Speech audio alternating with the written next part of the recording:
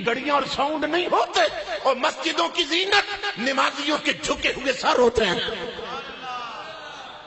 مسجدوں کی زینت تلاوت کرتی ہوئی زبانیں ہوتی ہیں، اور مسجدوں کی زینت منگتوں کے اللہ کی بارگاہ میں اٹھے ہوئے ہاتھ ہوتے ہیں۔ مسجدیں نمازیوں سے سجتی ہیں، قالینوں سے نہیں سجتی ہیں۔ تو 15 صدیاں پہلے میرے آقا نے فرمایا تھا ایک وقت آئے گا میری امت پر مسجدیں سجائی جائیں گی مگر خالی ہو جائیں گی، نمازی کوئی نہیں ہوگا۔ اور آج صورتحال یہ بن چکی ہے کہ کوئی صرف جمعے کا نمازی رہ گیا، جمعے کا، اور کوئی صرف جنازے کا نمازی رہ گیا، جنازے کا، اور کوئی بدبخت صرف سال کے بعد عید کا نمازی رہ گیا، بس عید کی نماز پڑھ لیتے۔ اکثریت تو جمعہ بھی چھوڑ رہی ہے۔ کسی دن اگر کرکٹ میچ آ جائے نا جمعے کے دن تو مسجدیں خالی ہوتی ہیں، جو آتے ہیں وہ بھی نہیں آتے۔ تو خطیب صاحب پوچھتے ہیں آج لوگ کم کیوں ہیں؟ بتایا جاتا ہے جی اس وقت کرکٹ میچ ہو رہا ہے، پوری قوم ٹی وی پہ کھڑی ہے، ٹی وی پہ لگی ہے، جمعے چھوڑ دیے، رب کے سجدے چھوڑ دیے، اور کرکٹ میچ دیکھے جائے۔ امام الانبیاء کی حدیث پاک ہے، غور سے سنو۔ حضرت صلی اللہ علیہ وسلم نے فرمایا من ترک ثلاث جمع تہاونا بها طبع اللہ علی قلبہ۔ حضرت صلی اللہ علیہ وسلم فرماتے ہیں جو بدبخت تین جمعے اپنی سستی کی وجہ سے چھوڑ دے، جان بوجھ کے نہ پڑھے، 3 جمعے، صرف 3 جمعے، آقا فرماتے ہیں نہ پڑھے، تب اللہ علی قلبہ، اللہ رب العزت اس بدبخت کے دل پر بدبختی کی مہر لگا دیتا، اس کے دل پر بدبختی کا ٹپا لگ جاتا ہے، ٹپا۔ جو صرف 3 جمعے نہ پڑھے، بدبختی کا ٹھپا اور مہر لگتی ہے دل پر۔ آپ اپنی برادری میں دیکھ لو، اپنے دوستوں اور محلے میں دیکھو، آپ کو ایسے بد نصیب ملیں گے کہ جنہوں نے 3 سال سے جمعے نہیں پڑھے ہوں گے، تو کتنے ٹھپے لگ چکے ہیں۔ اب وہ مورے کون ہٹائے جو رب نے لگائی ہیں؟ اور جب دل پہ مور لگ جاتی ہے نا تو پھر کیا ہوتا ہے؟ سٹیمپ لگنے کا، مور لگنے کا مطلب یہ ہے کہ جو تاریکی اور ظلمت اندر ہوتی ہے نا، جو غفلت اندر ہوتی ہے، وہ پھر باہر نہیں نکل سکتی، اور باہر سے ہدایت کا نور پھر اندر نہیں جاتا۔ اسی غفلت میں، گمراہی میں وہ مر جاتا ہے اور قبر میں عذاب کا شکار ہو جاتا ہے۔ اس لیے اپنے آپ کو نمازی بناؤ، نمازی بناؤ۔ امام الانبیاء فرماتے ہیں کہ مسجدیں بڑی بنی سنوری ہوں گی مگر نمازی کوئی نہیں ہوگا۔ اور آقا فرماتے ہیں بین العبد والکفر ترک الصلاۃ، کہ مومن میں اور کافر میں فرق کی نماز کرتی ہے۔ مومن میں اور کافر میں کیا فرق ہے؟ کہ مومن نمازی ہوتا ہے، کافر نماز نہیں پڑھتا۔ کلاس لگی تھی نا بچوں کی، استاد نے سوال کر دیا۔ استاد نے کہا بچوں مجھے بتاؤ کون لوگ ہیں جو نماز نہیں پڑھتے؟ اب بچے معصوم ہوتے ہیں، 3 بچوں نے ہاتھ کھڑے کیے اور بالکل ٹھیک جواب دیا انہوں نے، لیکن جواب سب کا الگ تھا۔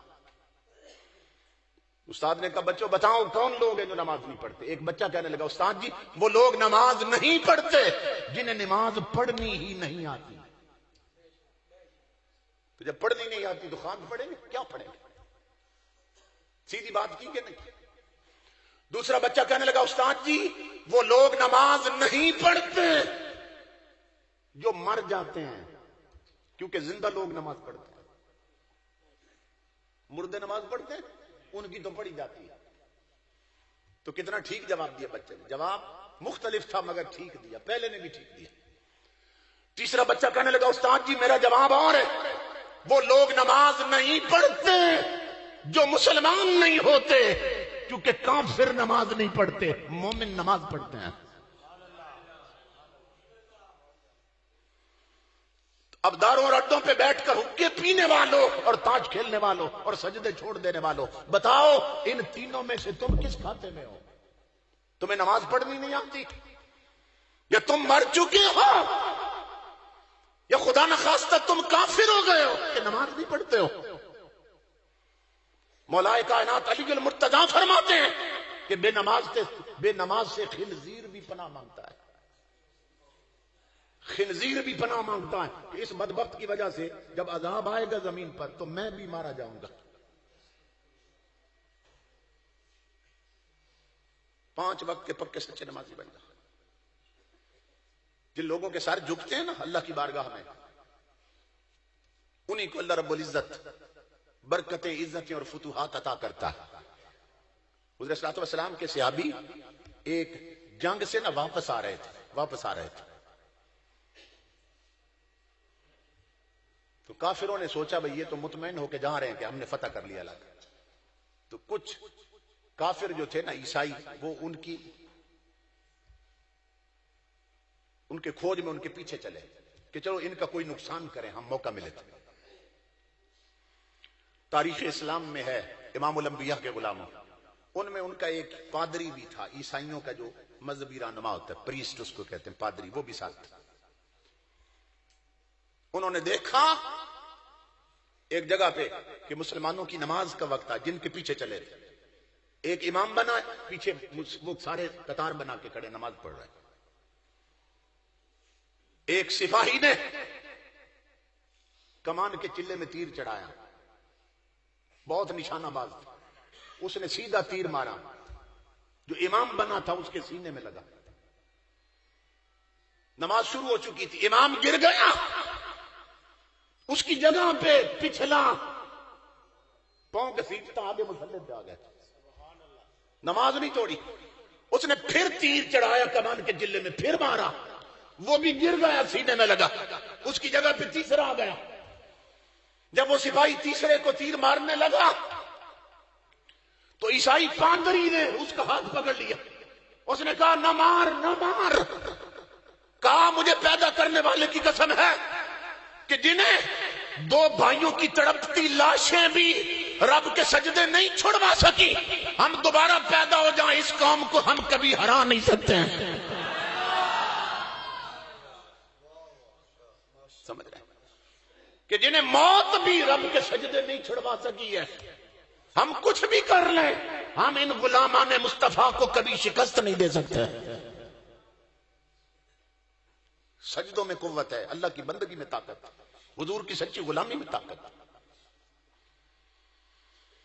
ایران کا جو سپہ سالار تھا، کمانڈر ان چیف فوج کا، وہ تھا رستم۔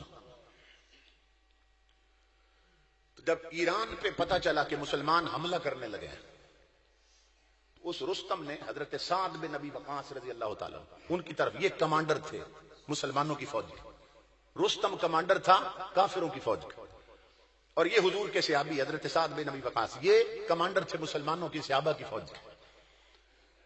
اس نے پیغام بھیجا، اپنا ایلچی بھیجا رستم نے حضرت سعد کی طرف کہ ایسا کرو تم اپنا کوئی بندہ بھیج دو تاکہ ہم مذاکرات کرتے ہیں، مذاکرات، تو ہو سکتا ہے کوئی صلح کی ایسی راہ بن جائے کہ یہ کچھ تو خون نہ ہو اور جانیں ضائع نہ ہو، کہ لڑائی اور جنگ سے بچ جائیں اور صلح ہو جائے کچھ اصولوں پہ۔ حضرت سعد بن ابی وقاص نے حضور کے جلیل القدر صحابی ہیں حضرت معاذ بن جبل رضی اللہ تعالی، ان کا انتخاب کیا، انہیں بھیجا کہ آپ مذاکرات کریں۔ حضرت معاذ اکیلے چلے گئے۔